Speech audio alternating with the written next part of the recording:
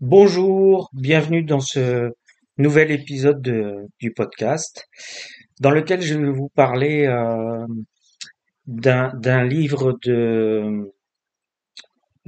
qui a été écrit par, je vous cherche l'auteur, euh,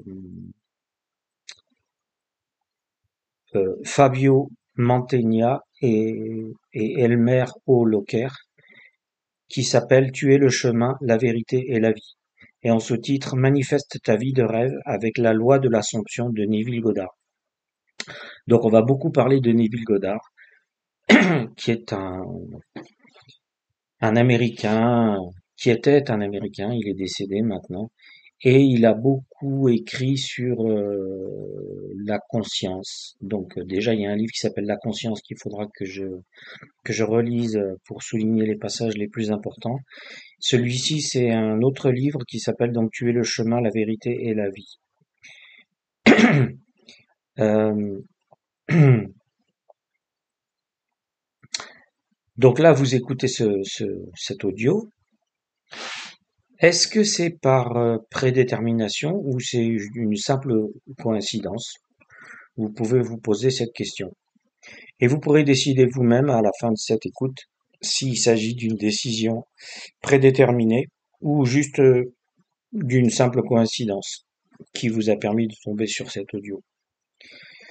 Neville Goddard a fait l'expérience, et Fabio Mantegna aussi, qu'il n'y a pas de coïncidence, hein, le hasard n'existe pas, bien entendu. Et aussi que nous avons reçu le don de déterminer nous-mêmes notre destin. Alors, ce qui est très important pour commencer, c'est de comprendre que euh, le sentiment est très très très important et même fondamental. Pour être précis, il s'agit même de l'attitude que nous avons face à la vie. En gros, ça sous-entend que ce qui est fondamental, c'est de s'attendre au meilleur dans notre vie. Alors là, je vous lis les passages que j'ai surlignés, mais évidemment que tout le livre est bon à lire. Tout ce que vous voyez et expérimentez, y compris les autres personnes, est le résultat de vos propres pensées et de vos états émotionnels. Donc là, je suis obligé de scroller le bouquin que je lis sur Kindle pour trouver les passages que j'ai surlignés. Alors, Neville Goddard avait rencontré un mentor. Donc le mentor de Neville Goddard s'appelait Abdullah. Et Abdullah a donc enseigné que l'on pouvait créer sa propre réalité, quelles que soient les circonstances de la vie. Et cela en changeant ses propres mots et pensées, qui à leur tour changent les sentiments et donc les circonstances. Alors, un chapitre qui s'intitule Le sentiment et le secret, c'est ce que je viens de vous dire au début, hein. Abdullah a dit à Neville, vis comme si tu y étais, et tu y seras. Il est essentiel d'accepter le sentiment, c'est-à-dire de sentir que l'on a déjà atteint un objectif pour l'atteindre réellement. Lorsque l'imagination est ressentie dans le cœur comme vraie et donnée, alors la graine de la manifestation est mise en place, et elle commence à germer et à s'épanouir jusqu'à ce que ses fruits viennent à porter.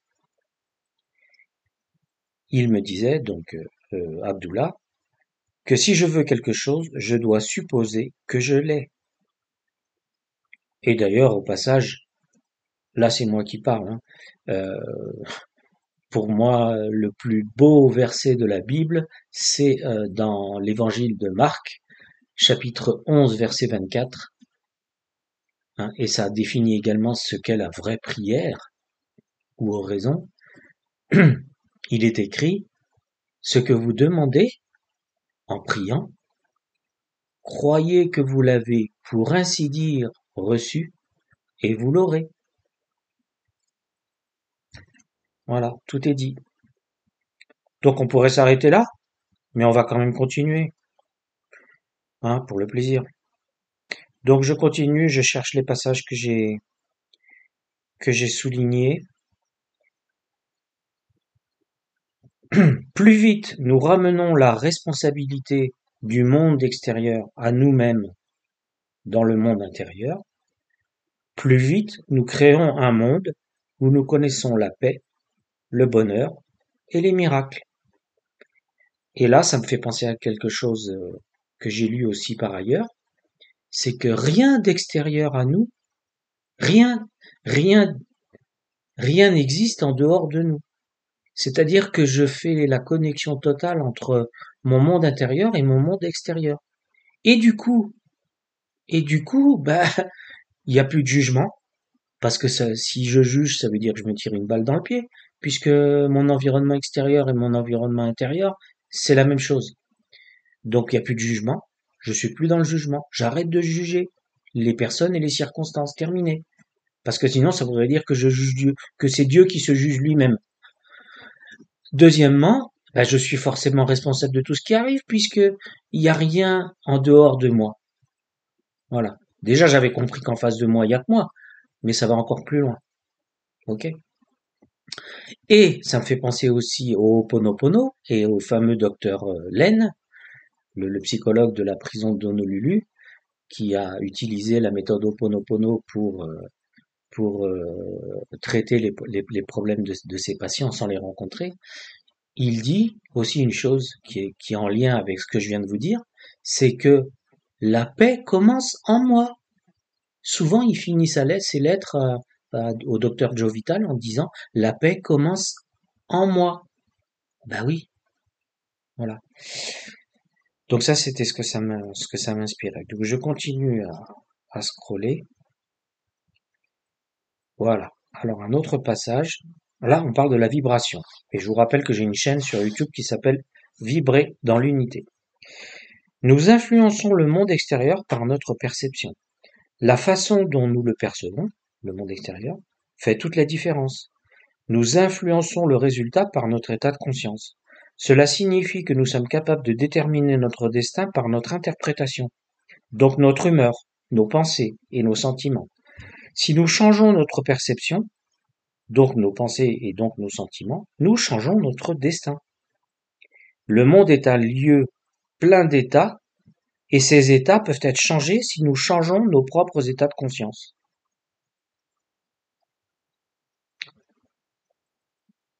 L'esprit, la théorie, c'est la suivante, l'esprit contrôle la matière à chaque instant.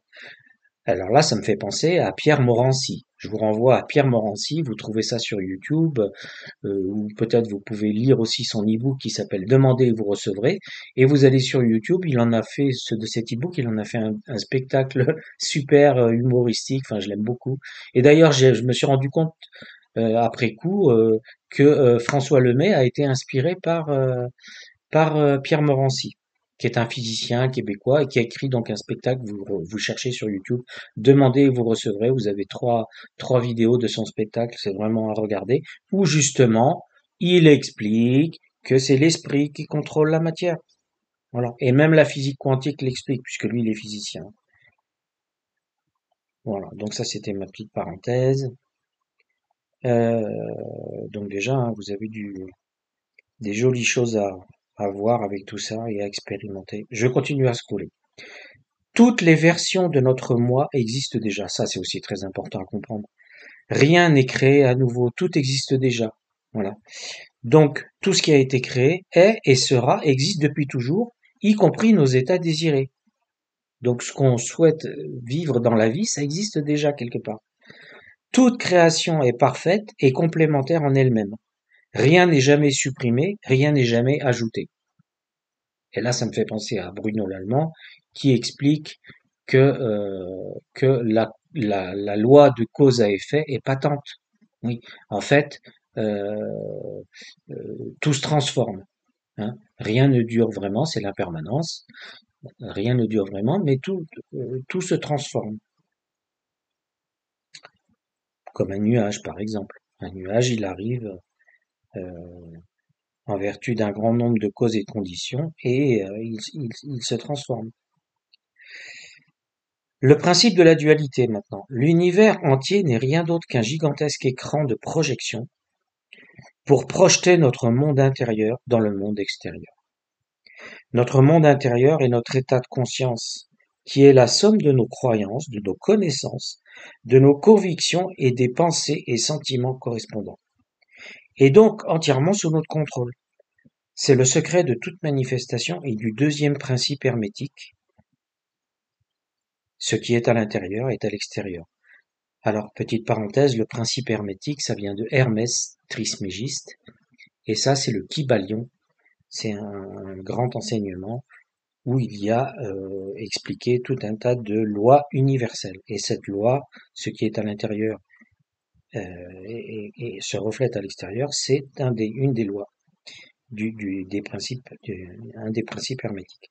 Si l'intensité de nos pensées et surtout de nos sentiments est suffisamment forte ou longue, notre moi intérieur se forme en fonction d'elle et reflète une situation de vie qui a le potentiel de générer des pensées et des sentiments similaires.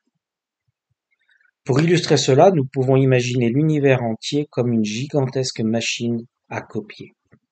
En fonction de l'intensité, de la durée de nos pensées et de nos sentiments, il y a tôt ou tard suffisamment de matériel de pensée et de sentiments pour recevoir une manifestation ou une image imprimée dans cette métaphore.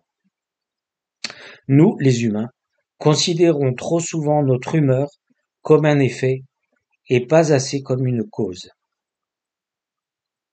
Je répète, nous, les humains, considérons trop souvent notre humeur comme un effet. Eh oui, on se considère en gros comme une victime, quoi. Ah, je suis pas bien à cause de ceci, à cause de cela. Et pas assez comme une cause, c'est-à-dire, ah, je vais me frotter les mains, je vais sourire, je vais bouger, je vais faire des choses qui me plaisent pour aller mieux. Voilà.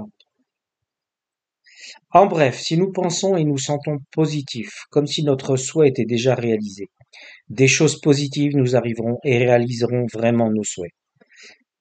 Comme il est écrit dans la Bible, car à quiconque a, on donnera davantage, et il sera dans l'abondance. Mais à celui qui n'a pas, même ce qu'il a, on enlèvera. Nous ne recevons jamais ce que nous souhaitons, mais ce que nous sommes. Nous recevons ce que nous croyons de nous-mêmes, ce que nous savons et ce dont nous sommes convaincus. Nous reflétons l'image que nous avons de nous-mêmes. Lorsque les pensées rivalisent avec les sentiments, ces derniers l'emportent toujours, car chaque sentiment a une intensité bien supérieure à celle d'une pensée. Rappelez-vous, vous êtes une pure conscience. Votre esprit, vos pensées et les sentiments qui en résultent sont vos outils. Utilisez ces outils pour créer de belles choses pour vous-même. Le principe de cause à effet, ben voilà, on y vient. Car chaque situation que nous observons et vivons dans le monde extérieur a été causée par notre état de conscience, par nos hypothèses, par toutes les choses que nous croyons, que nous sommes censés savoir, et dont nous sommes convaincus par nos pensées et nos sentiments. Grâce à cette connaissance, nous pouvons consciemment définir les causes souhaitables qui se traduisent par des effets souhaités dans notre monde extérieur. Souvenez-vous de ces 3 points pour les techniques de manifestation suivantes. Nous visons juste, tout ce que nous percevons, y compris nos imaginations, notre acte imaginaire lui-même est de l'information. Premier point. Deuxième point, nous reflétons nos pensées et surtout nos sentiments. On vient de le dire. Et troisième point, l'intensité et la force motrice. Quelle est l'intensité de vos pensées et de vos sentiments lorsque vous percevez et interprétez? L'intensité détermine le degré de réalité et d'authenticité de l'acte imaginal pour nous. Alors ensuite, il y a un chapitre sur le lien entre les champs électromagnétiques et la loi de l'Assomption. Donc il y a le principe de polarité. Donc là, encore une fois, le sentiment est le secret. Notre esprit, notre concentration mentale, l'acte d'imaginer, l'acte imaginal, servent principalement à cibler et à déclencher le sentiment. Mais nous nous manifestons par la force de notre cœur, par le sentiment de certitude. Ensuite, il y a un chapitre sur le temps. Le temps est une illusion, mais nous découvrons des cycles partout. Le principe du rythme. Les aspects spirituels de la manifestation avec la loi de l'Assomption. Le principe de spiritualité. L'univers est esprit, l'être humain est esprit, tout est conscience. Tout ce qui existe n'est rien d'autre que la conscience de Dieu. La mythologie indienne l'exprime de la manière suivante. L'origine du monde est le rêve de Dieu. Dieu en tant qu'être et conscience infinie et pure a commencé à rêver. En fin de compte, nous et le monde entier ne sommes rien d'autre que le rêve, c'est-à-dire la conscience de Dieu. Tout ce que nous percevons et notre conscience, et tout ce que nous percevons et ET, notre conscience conditionnelle font partie de la conscience inconditionnelle et globale de Dieu. Le monde entier et tout ce qui y existe sont divins. Et en ça, petite parenthèse, ça rejoint le courant miracle, puisque pour faire court, le courant miracle dit qu'en réalité, nous n'avons jamais quitté Dieu. Et la meilleure preuve que nous n'avons jamais quitté Dieu, c'est que essayez de trouver quelqu'un qui pourra vous expliquer comment on aurait fait cet exploit. Donc, je répète, tout ce que nous percevons ainsi que notre conscience conditionnelle font partie de la conscience inconditionnelle globale de Dieu. Le monde entier et tout ce qui existe sont divins. Chaque être humain est divin. Il n'y a qu'un seul pouvoir, un seul être, un seul corps, un seul esprit et une seule âme. Nous et tout ce qui existe sommes l'expression, l'imagination de Dieu. Par conséquent, notre imagination est la même puissance qui crée ce monde. Par conséquent, notre imagination est la même EST cette fois-ci, la même puissance qui crée ce monde. Voilà. Je continue à scroller. L'esprit domine la matière toujours. Notre état de conscience est la somme de toutes les choses que nous croyons, que nous sommes censés savoir, dont nous sommes convaincus, que nous pensons et que nous ressentons comme vrais. Notre état de conscience est la cause de tous les effets que nous pouvons ressentir dans le monde extérieur. Nous contrôlons nos circonstances et donc notre destin grâce à notre libre arbitre et à notre capacité à penser et à ressentir.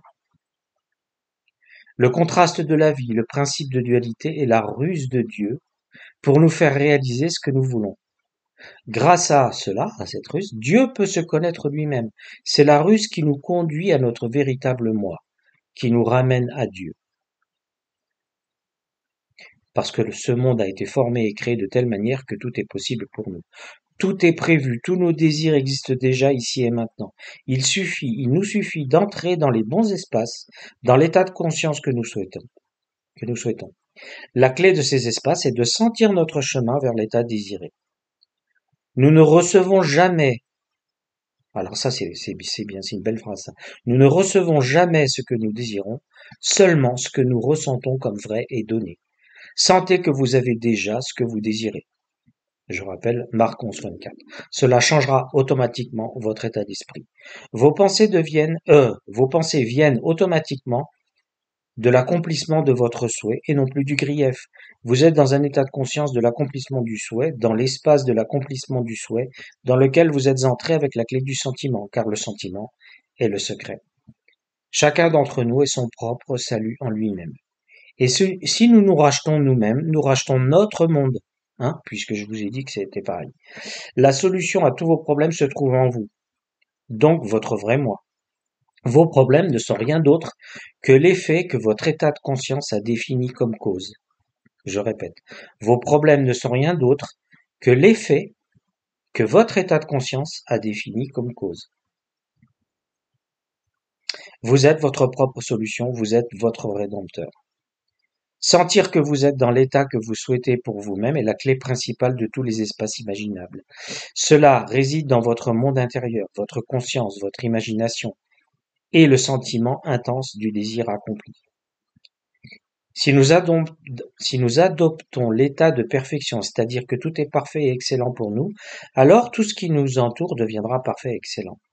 Les malades deviendront sains, les pauvres deviendront riches, les tristes deviendront heureux, comme à l'intérieur, comme à l'extérieur. Le cadeau que Dieu nous fait et qu'il se fait à lui-même est de nous permettre de vivre la vie que nous désirons. Tout ce que nous percevons et tous ceux que nous rencontrons sont à la fois nous-mêmes et notre création, nos enfants. C'est pourquoi nous devons traiter le monde extérieur de la même manière, avec amour et compréhension. Vous devez donner au monde extérieur l'exemple des valeurs que vous voulez transmettre, car vous êtes Dieu et vous vous êtes créé vous-même, ainsi que tout ce que vous percevez. Grâce à cette compréhension et à cette connaissance profonde, vous pouvez vivre une vie parfaite, épanouie et libre. Alan Watts a dit ce qui suit: Jésus-Christ savait qu'il était Dieu. Alors, réveillez-vous et découvrez enfin qui vous êtes vraiment. Dans notre culture, on peut vous traiter de fou et de blasphémateur et vous condamner pour cette déclaration. Mais si vous vous éveillez à Dieu en Inde et que vous dites à vos amis et à votre famille: Mon Dieu, je viens de découvrir que je suis Dieu, ils riront et vous diront: Eh bien, félicitations, vous l'avez enfin compris?